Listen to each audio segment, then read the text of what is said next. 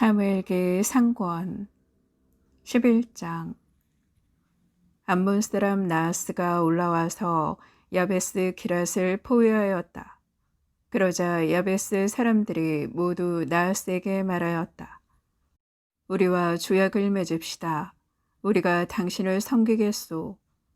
그러나 암몬 사람 나하스는 내가 너희 오른쪽 눈을 모두 흡연내어 온 이스라엘에 대한 모욕으로 내놓는다는 조건 아래 너희와 계약을 맺겠다 하고 대꾸하였다. 야베스의 원로들이 그에게 사정하였다. 우리가 이스라엘 곳곳에 전령들을 보낼 수 있도록 이래 동안만 말미를 주시오.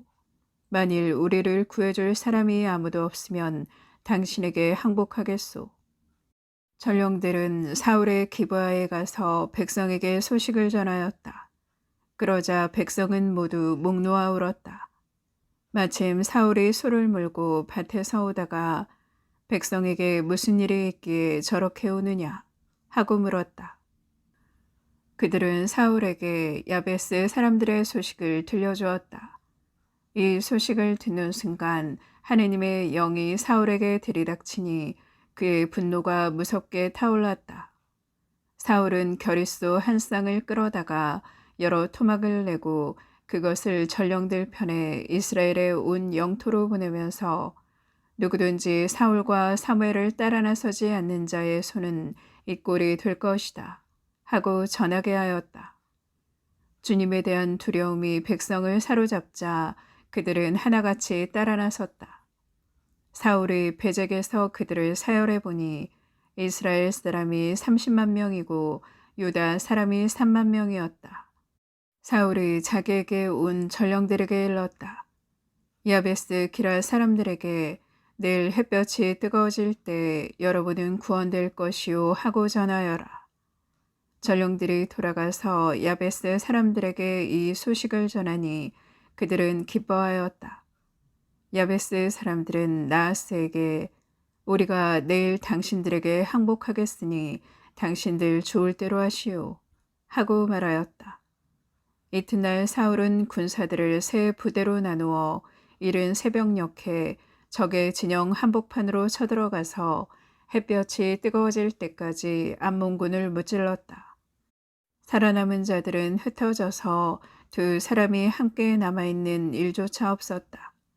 백성이 사무엘에게 말하였다. 사울 따위가 우리 임금이 될 수 있겠느냐 하던 자들이 누굽니까? 그런 자들을 죽여버리겠으니 우리에게 내주십시오. 그러나 사울은 오늘은 주님께서 이스라엘의 구원을 이루어 주신 날입니다. 이런 날 아무도 죽임을 당해서는 안 됩니다. 하고 말하였다.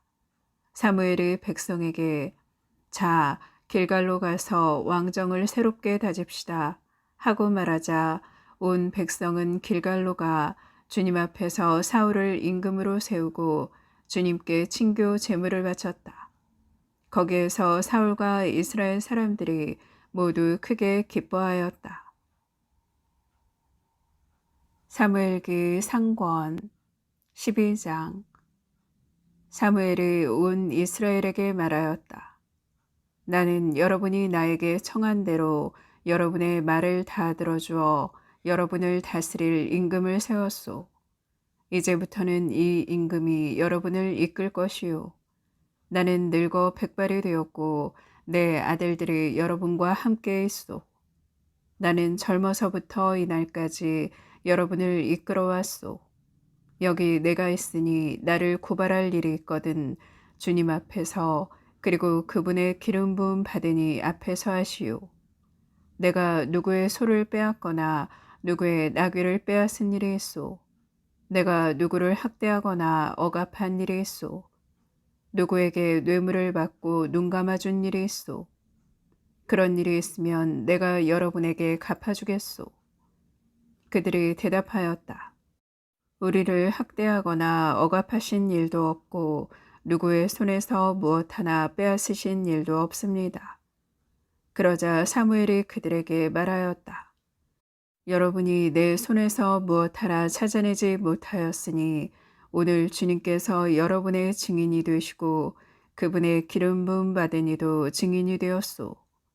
백성이 예, 증인이십니다 하고 대답하였다. 사무엘이 백성에게 말하였다. 모세와 아론을 세우시고 여러분의 조상들을 이집트 땅에서 데리고 올라오신 주님께서 증인이시오. 그러니 이제 여러분은 그대로 서 있으시오. 내가 주님께서 여러분과 여러분의 조상들에게 베푸신 의로운 업적을 모두 들어 주님 앞에서 여러분과 시비를 가려야겠소. 야곱이 이집트로 내려갔을 때 여러분의 조상들이 주님께 울부짖자 주님께서는 모세와 아론을 보내시어 이집트에서 여러분의 조상들을 이끌어내게 하시고 그들을 이곳에 자리 잡게 하셨소. 그러나 그들은 주 저희 하느님을 잊어버렸소. 그래서 주님께서는 그들을 하초로의 군대 장수 시스라의 손에 필리스티아인들의 손에 그리고 모압 임금의 손에 팔아넘기셔 그들을 공격하게 하셨소. 그러자 여러분의 조상들은 주님께 울부짖었소. 저희가 죄를 지었습니다. 주님을 버리고 바알과 아스타롯을 섬겼습니다. 이제 저희를 원수들의 손에서 빼내주십시오. 저희가 당신을 섬기겠습니다. 그래서 주님께서는 여룻바알과 바락, 입타와 사무엘을 보내셔 사방에서 에워싸는 원수들의 손에서 여러분을 빼내주시고 안전하게 살 수 있게 해주셨소. 그런데 여러분은 암몬 자손들의 임금 나하스가 치러 오는 것을 보고 주 여러분의 하느님께서 여러분의 임금이신데도 나에게 안 되겠습니다. 아무래도 임금이 우리를 다스려야 하겠습니다 하고 말하였소. 자, 여러분이 요구하여 뽑은 임금이 여기 있소. 주님께서 여러분에게 임금을 세워주셨소.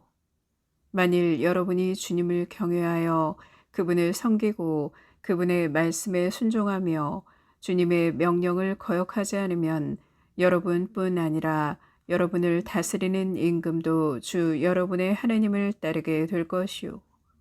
그러나 여러분이 주님의 말씀에 순종하지 않고 주님의 명령을 거역하면 주님의 손이 여러분과 여러분의 임금을 치실 것이요. 그러므로 이제 여러분은 그대로 서서 주님께서 여러분의 눈앞에서 하실 이 큰 일을 지켜보시오. 지금은 밀을 거두는 때가 아니요. 그렇지만 내가 주님께 간청하여 천둥과 비를 내리게 하겠소. 그러니 여러분은 임금을 요구한 일이 주님 보시기에 얼마나 커다란 악인지 깨달으시오. 사무엘이 주님께 간청하자 그날로 주님께서 천둥과 비를 내리셨다. 그리하여 온 백성이 주님과 사무엘을 매우 경외하게 되었다. 온 백성이 사무엘에게 호소하였다. 당신 종들을 위해서 주 당신의 하느님께 기도하여 우리가 죽지 않게 해주십시오. 사실 우리는 이미 저지른 모든 죄에다 임금을 요구하는 악까지 더하였습니다. 사무엘이 백성에게 말하였다. 두려워하지 마시오. 여러분이 이 모든 악을 저질렀지만 이제부터라도 주님을 따르지 않고 돌아서는 일 없이 마음을 다하여 주님을 섬기시오. 여러분에게 이익도 구원도 주지 못하는 헛된 것들을 따르려고 돌아서지 마시오. 그것들은 정녕 헛된 것들이요. 주님께서는 당신의 위대하신 이름 때문에 당신 백성을 물리치지 않으실 것이요. 주님께서는 여러분을 당신 백성으로 만드시기를 원하셨소. 나 또한 여러분을 위하여 기도하기를 그치거나 하여 주님께 죄를 짓지는 않을 것이요. 그리고 나는 여러분에게 좋고 바른 길을 가르쳐 주겠소. 여러분은 오로지 주님만을 경외하고 마음을 다하여 그분만을 충실하게 섬기시오. 그리고 주님께서 여러분에게 해주신 위대한 일을 똑똑히 보시오. 그러나 만일 여러분이 여전히 악행을 일삼는다면 여러분도 여러분의 임금도 모두 쫓겨날 것이요. 사무엘기 상권 13장. 사울이 임금이 된 것은 30살 때였다. 그는 이스라엘을 2해 동안 다스렸다. 사울은 이스라엘에서 3,000명을 뽑아 2,000명은 자기와 함께 미크마스와 베텔 산악지방에 있게 하고 1,000명은 요나탄과 함께 베냐민 땅 기브아에 있게 하였다. 그리고 나머지 군사들은 저마다 제 천막으로 돌려보냈다. 요나탄이 게바에 있는 필리스티아인들의 수비대를 치자 필리스티아인들이 이 소식을 들었다. 사울은 히브리인들은 들으시오 하면서 온 나라에 나팔을 불었다. 온 이스라엘은 사울이 필리스티아인들의 수비대를 쳐서 자기들이 필리스티아인들의 원한을 사게 되었다는 말을 들었다. 그리고 백성은 길갈로 와서 사울과 합세하라는 소집령도 받았다. 필리스티아인들도 이스라엘과 싸우려고 모여들었다. 병거는 3,000이고 기만은 6,000이나 되었으며 군사들은 바닷가의 모래처럼 많았다. 그들은 벳 아웬 동쪽 미크마스에 올라가 거기에 진을 쳤다.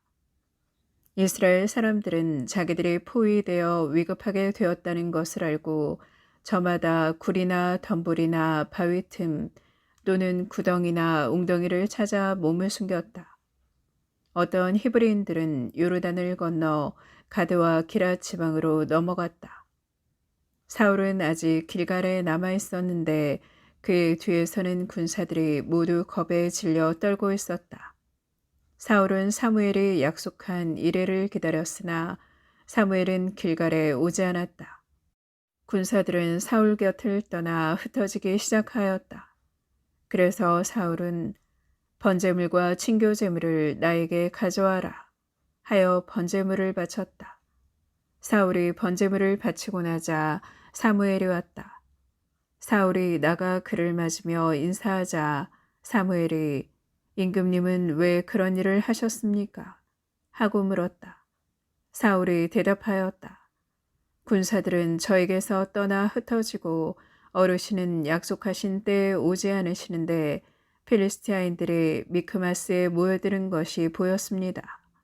그러자 필리스티아인들이 나를 향해 길갈로 내려오는데도 주님의 호의를 간청하지 않았구나 하는 생각이 들었습니다. 그래서 용기를 내어 번제물을 바치게 된 것입니다. 사무엘이 다시 사울에게 말하였다. 임금님은 어리석은 일을 하셨고 주 임금님의 하느님께서 내리신 명령을 지키지 않으셨습니다. 그것을 지키셨더라면 지금쯤 주님께서 이스라엘을 다스리는 임금님의 왕국을 영원히 굳게 세워주셨을 터인데 이제는 임금님의 왕국이 더 이상 서 있지 못할 것입니다. 주님께서 명령하신 것을 임금님이 지키지 않으셨으므로 주님께서는 당신 마음에 드는 사람을 찾으시어 당신 백성을 다스릴 영도자로 임명하셨습니다. 사무엘은 일어나서 길갈을 떠나 베냐민 땅 기브아로 올라갔다. 나머지 군대는 사울을 쫓아 길갈에서 베냐민 땅 기브아로 이동하였다. 사울이 자기가 거느린 군대를 사열하여 보니 600명 가량 되었다. 사울과 그의 아들 요나탄 그리고 그들이 거느린 군대는 베냐민 땅 게바에 머무르고 필리스티아인들은 미크마스에 진을 쳤다. 필리스티아인들 진영에서는 공격대가 셋으로 나뉘어 출동하였는데 한 부대는 수알 지방 오프라로 난 길을 향하고 다른 한 부대는 벳 호론으로 난 길을 향하였으며 나머지 한 부대는 지보임 골짜기를 따라 광야가 바라보이는 지역으로 난 길을 향하였다. 그 당시 이스라엘 온 땅에는 대장장이가 한 명도 없었다. 필리스티아인들이 히브리인들에게 칼이나 창을 만들지 말라고 하였기 때문이다. 그래서 이스라엘 사람들은 모두 보습이나 곡괭이나 도끼나 낫을 펴리기 위해 필리스티아인들에게 내려가야만 하였다. 보습이나 곡괭이를 펴리는 값은 3분의 2 세켈이었고 도끼를 펴리거나 낫을 가는 값은 3분의 1 세켈이었다. 그래서 전쟁이 일어났을 때 사울과 요나탄을 따르는 모든 군사의 손에는 칼도 창도 없었고 오직 사울과 그의 아들 요나탄에게만 있었다. 필리스티아인들의 전초 부대는 미크마스 길목까지 나와 있었다.